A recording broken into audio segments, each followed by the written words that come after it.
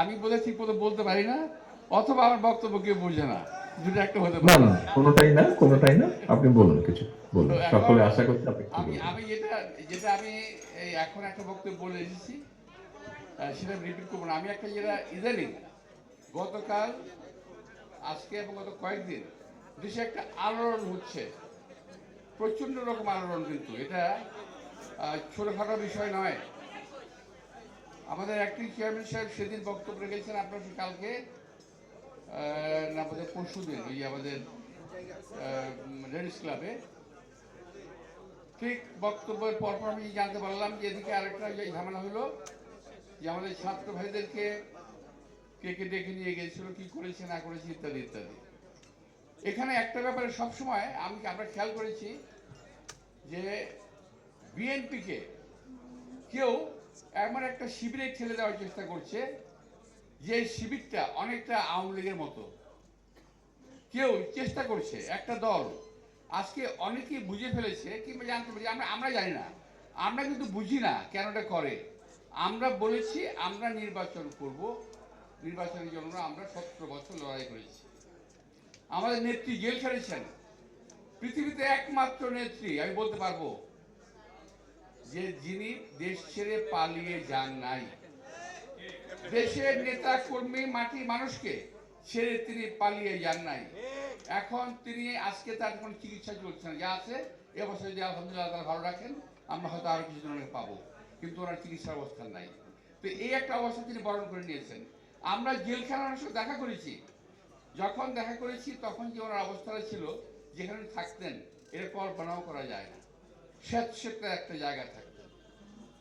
আমরা জেলখানায় বহুদিন ছিলাম, আমরা চেষ্টা করেছি যে ওনাকে ভালো জায়গায় নেওয়ার, কিন্তু পারি নাই, এই সরকার দেয়নি। যাই হোক, আমি বলতেছিলাম যে বিএনপির নেতা কর্মীদের, এই দেশে মানুষের অনেক ত্যাগ, অনেক তিতিক্ষার ফলে আজকে আমরা একটা অবস্থানে এসেছি।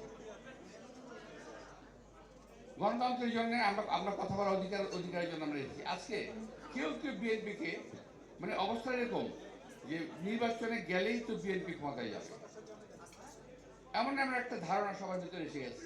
আলহামদুলিল্লাহ, আমরা কিন্তু এমন ধারণা করি না। আমরা ধারণা করি নির্বাচন হবে, নির্বাচনে আমরা কাজ করব, নির্বাচনে যাব। বিগত দিনে বিএনপি তিনবার ক্ষমতায় ছিল, যদি বিএনপি ভালো কিছু করে থাকে দেশের লোক আমাদেরকে ভোট দেবে, এটা আমরা আশা করতে পারি আল্লাহর কাছে, মানুষের কাছে। জিতি ভালো, না জিতি যে আসে ক্ষমতা আসবে তাকে আমরা সালাম দেব, কিন্তু যাতে বিএনপি ক্ষমতায় আসতে না পারে। ওই যে দেখছেন না আপনার গান বাজানোর অনুষ্ঠানে একসঙ্গে সুর করে কাওয়ালি গায়, একটা কি জানি বলে রেখে কনসার্টের ওয়েতে, কি বলে রেখে একটা গান গায় সবাই কাওয়ালির মতো। এখন বিএনপির বিরুদ্ধে উঠে পড়ে লাগছে কি এমনি বিএনপিকে খাটো করা যায়, বিএনপি মানুষের সামনে খাটো করা যায়। কিন্তু যেখানে আমাদের নেতা, আমরা যত ভুলভালই বলি না কেন, আমাদের নেতা তারা এখন পর্যন্ত ঠিকঠাক কথা বলে যাচ্ছেন, দেশে মানুষ পছন্দ করছেন।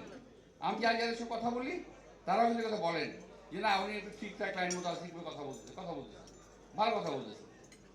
নেতৃত্ব এস্টাবলিশ, বহু আগে বলেছিলাম যে বিএনপির নেতৃত্বের কোনো সংকট নাই। এটা আমি এখন থেকে আর 10-12 বছর আগে বলেছিলাম লেডিস ক্লাবে, আজকেও বলি নেতৃত্বে বিএনপির কোনো সংকট নাই।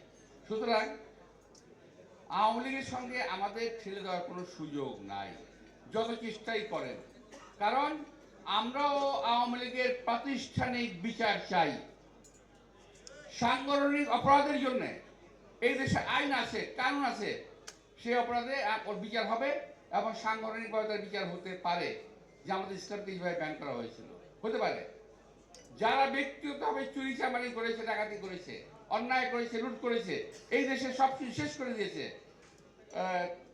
তাদের বিচার হবে।